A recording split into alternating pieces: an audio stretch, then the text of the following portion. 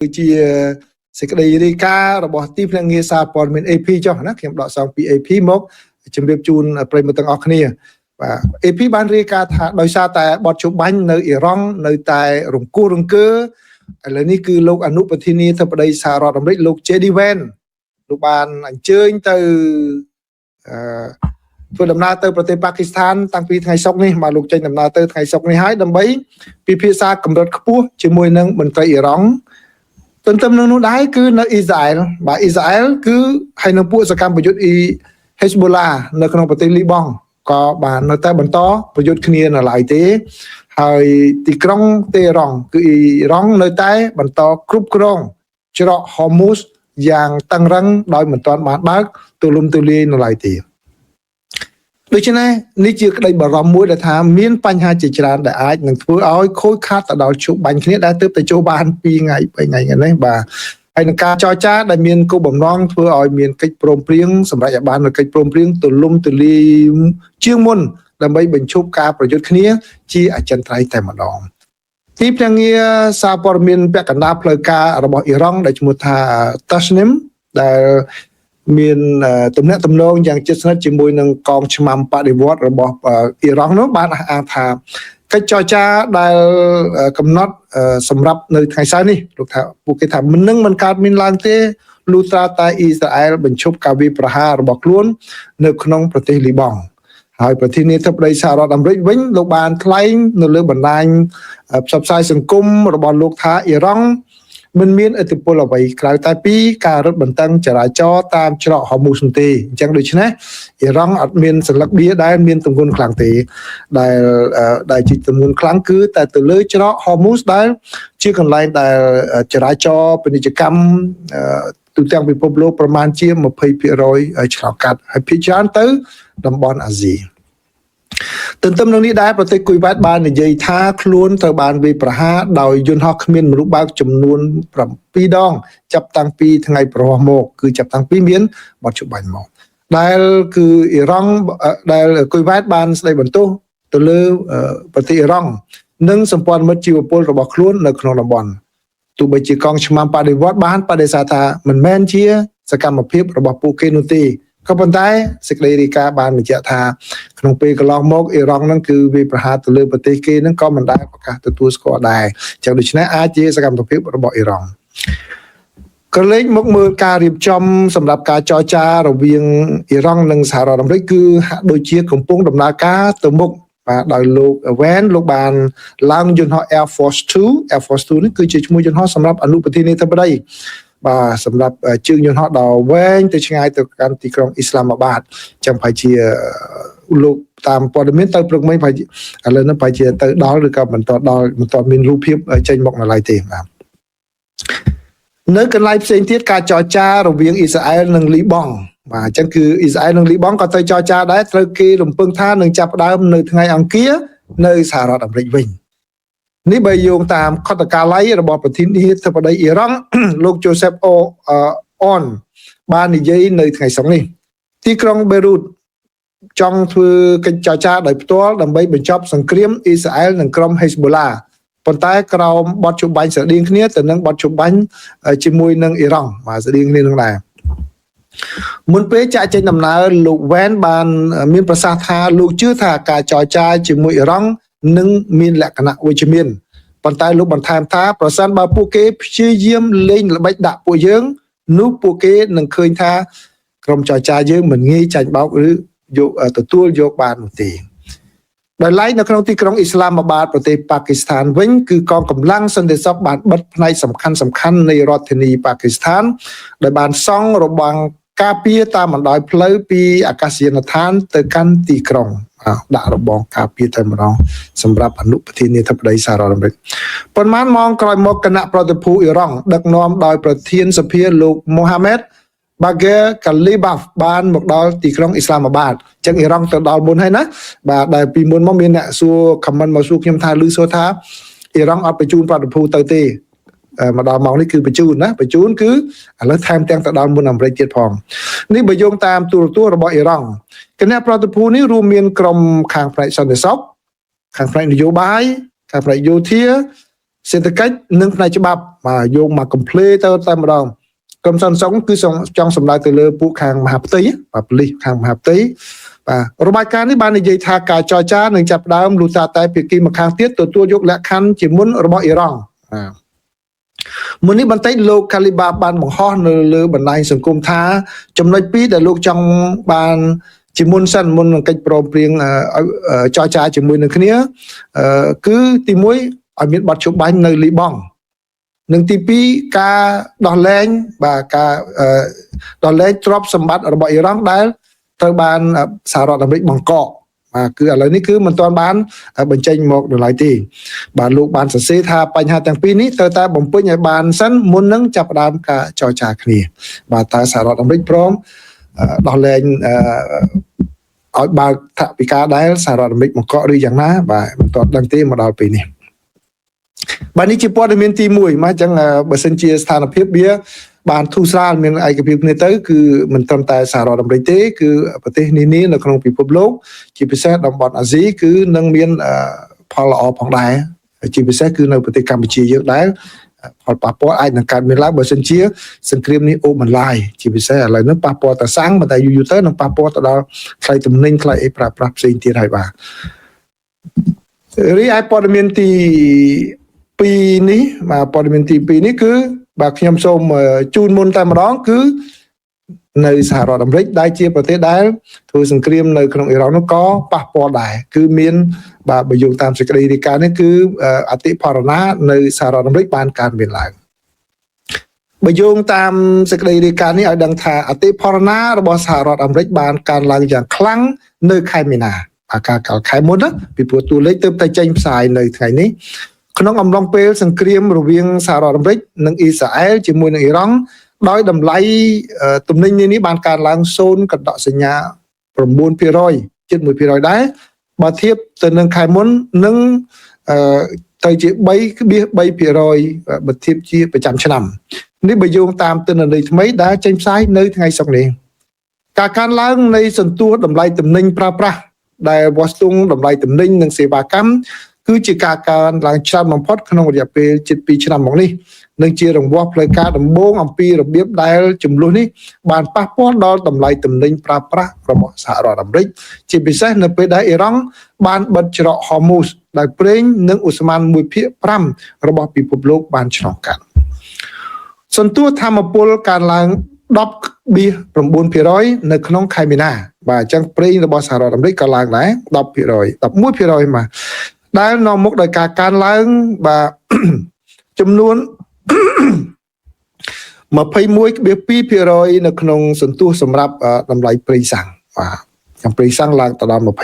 ប៉ុន្តែធម្មពលទូទៅគឺ 11% ដែលមានចំនួនជិត 3/4 នៃការកើនឡើងប្រចាំខែនៃទំនិញទាំងអស់តម្លៃសម្បត្តិយន្តហោះបានកើនឡើង2កណ្ដកសញ្ញា 7% នៅក្នុងខែមីនានិងខ្ពស់ជាងឆ្នាំមុនគឺរហូតដល់ 15% ខ្ពស់ច្រើនអតិផរណាស្នូលដោយមិនរាប់បញ្ចូលតម្លៃអាហារនិងធម្មពលដែលបានប្រែប្រួលបានកើនឡើងកម្រិតមធ្យម0កណ្ដកសញ្ញា 2% ក្នុងមួយខែនិងខ្ពស់ជាងចំនួន2កណ្ដកសញ្ញា 6% ក្នុងអត្រាមួយឆ្នាំអតិផរណាប្រចាំឆ្នាំមិនបានលើសពី 3% ទេចាប់តាំងពីរដូវក្តៅឆ្នាំ2024នៅពេលដែលអតិផរណាបានថយចុះយ៉ាងខ្លាំងបន្ទាប់ពីឈានដល់កម្រិតខ្ពស់បំផុតនៃចំនួន9កណ្ដកសញ្ញា 1% នៅក្នុងខែមិថុនាឆ្នាំ2022អញ្ចឹងសម្រាប់សហរដ្ឋអាមេរិកគឺកាលពីរុស្ស៊ីចូលឈ្លានពានប្រទេសអ៊ុយក្រែនដំបូងណានៅឆ្នាំ2022ហ្នឹងហើយប៉ះពាល់ទៅលើប្រេងនៅលើពិភពលោកខ្លាំងហ្នឹងគឺហើយនៅទំនិញមួយចំនួនគឺអតិផរណារបស់សហរដ្ឋអាមេរិកនៅក្នុងក្រោមរដ្ឋបាលលោកជូបៃដិនគឺឡើងទៅដល់9កណ្ដកសញ្ញា 1% រហូតដល់ធនាគារជាតិតម្លើងអត្រាការប្រាក់ខ្ពស់រហូតដល់ពេលបច្ចុប្បន្ននេះទើបតែចុះខ្លះតែប៉ុណ្ណោះបាទអញ្ចឹងដូច្នេះ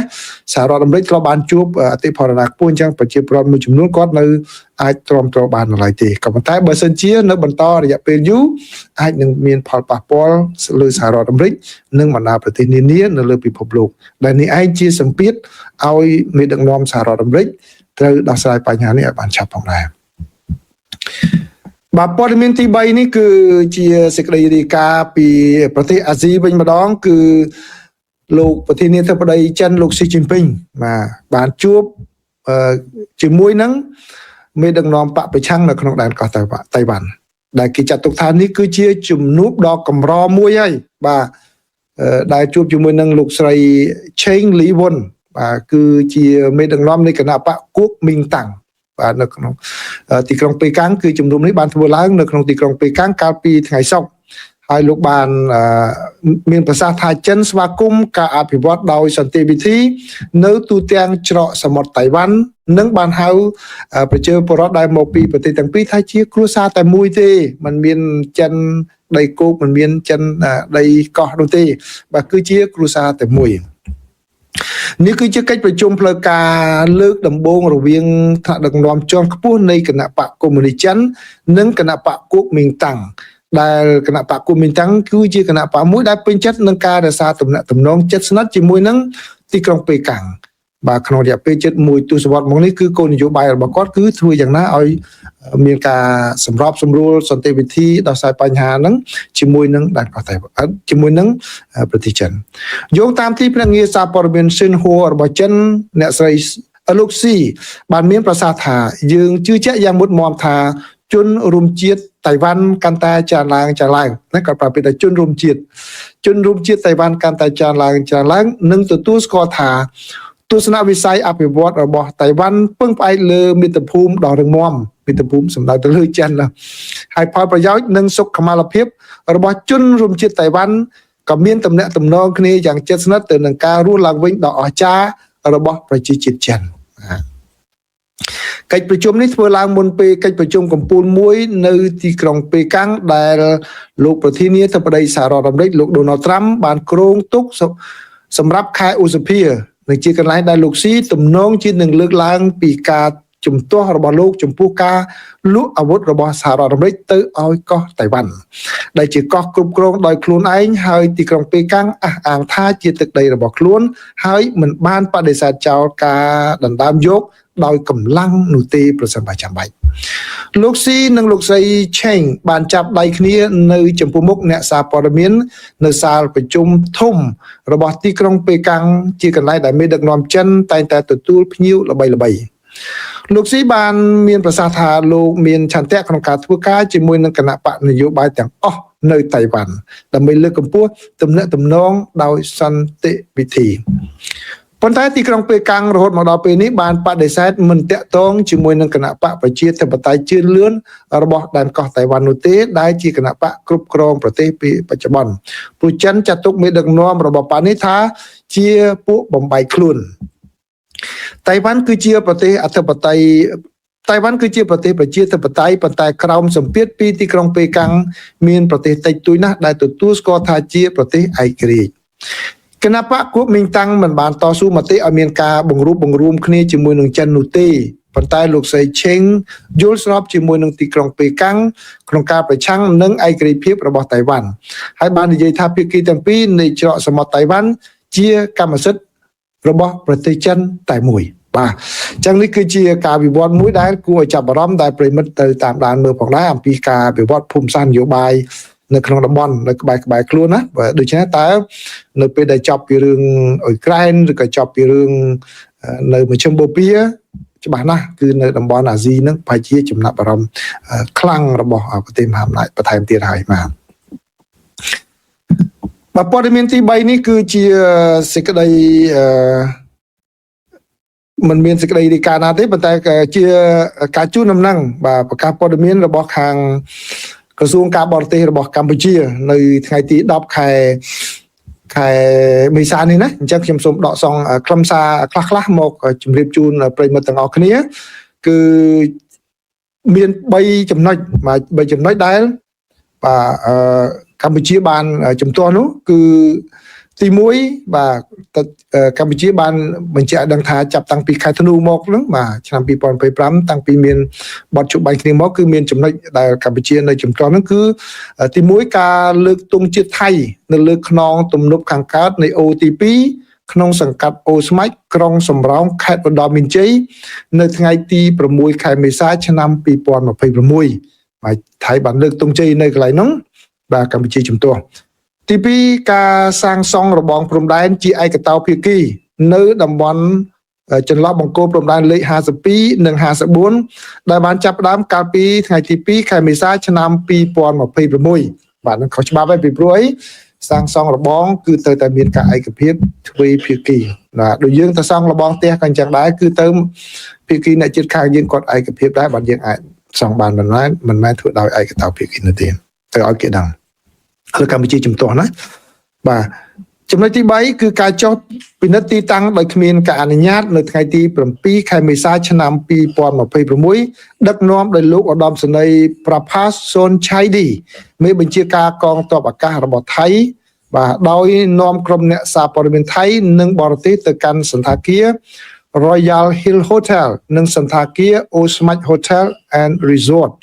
ក្នុងសង្កាត់អូស្មាច់ខេត្តឧត្តរមានជ័យបាទនៅក្នុងសេចក្តីថ្លែងការណ៍របស់កម្ពុជាសេចក្តីប្រកាសព័ត៌មានរបស់កម្ពុជាគឺបានឲ្យដឹងថាសកម្មភាពទាំងនេះដែលបង្ហាញពីការប្រើសិទ្ធិអំណាចរដ្ឋបាលដោយប្រទេសថៃរំលោភលើអធិបតេយ្យនិងបូរណភាពទឹកដីកម្ពុជាក៏ដូចជាចំណុចទី1វិធានការកាត់បន្ថយភាពតានតឹងនៃសេចក្តីប្រកាសរួមនៃកិច្ចប្រជុំពិសេសលើកទី3របស់គណៈកម្មាធិការព្រំដែនទូទៅ JBC នាថ្ងៃទី27ខែធ្នូឆ្នាំ2025ការសាងសង់របងព្រំដែនដោយឯកតោភាគីនេះកាន់តែផ្ទុយទៅនឹងអាណត្តិរបស់គណៈកម្មការចម្រុះខណ្ឌសីមាព្រំដែន JBC នឹងបានប៉ះពាល់ទៅដល់ការដាំបង្គោលព្រំដែនបណ្ដោះអាសន្នដែលបានធ្វើឲ្យក្រុមវាស់វែងចម្រុះដែលបានធ្វើដោយក្រុមវាស់វែងចម្រុះនៃភាគីទាំងពីរគិតត្រឹមថ្ងៃទី6ខែធ្នូឆ្នាំ2025កម្ពុជាក៏បានបដិសេធការប៉ុនប៉ងណាមួយក្នុងការប្រើប្រាស់ការទប់ស្កាត់អ ក្រិតកម្មជាលេសសម្រាប់ការឈ្លានពានទឹកដីផងដែរបាទដូច្នេះកម្ពុជាមិនទទួលស្គាល់និងមិនទទួលយកនៅខ្សែព្រំដែនឬការទាមទារទឹកដីណាមួយដែលអះអាងជាឯកតោភាគីរបស់ថៃជាដាច់ខាតបាទហើយបន្តទៅទៀតនេះគឺកម្ពុជាបាននិយាយអំពី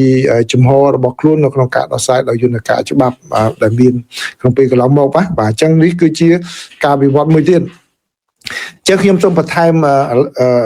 ក្រៅបន្តិចបិទវងកញ្ចក់បន្តិចពីព្រោះមានក្មួយម្នាក់គាត់សួរខ្ញុំតាម Facebook ពេលដែលខ្ញុំដាក់នៅ Facebook គាត់សួរថាតើពេលដែលចេញអញ្ចឹងមកតើខាងសារព័ត៌មានគេដែលអន្តរជាតិនេះដែលគេយកទៅផ្សាយទេគាត់និយាយសួរអញ្ចឹងណាបាទខ្ញុំនឹកឃើញចំណុចមួយដែលខ្ញុំចង់ចែករំលែកជាមួយនឹងប្រិយមិត្តគឺតាមធម្មតាបាទតាមធម្មតាគេហៅថាកំណត់ទូតបាទទូត note verbal អីក៏ដោយ diplomatic note អីក៏ដោយនឹងគេចាត់ទុកថាជាឯកសារសម្ងាត់ confidential បាទឯកសារសម្ងាត់គឺគេមិនដែលយកមកផ្សាយជាសាធារណៈនោះទេ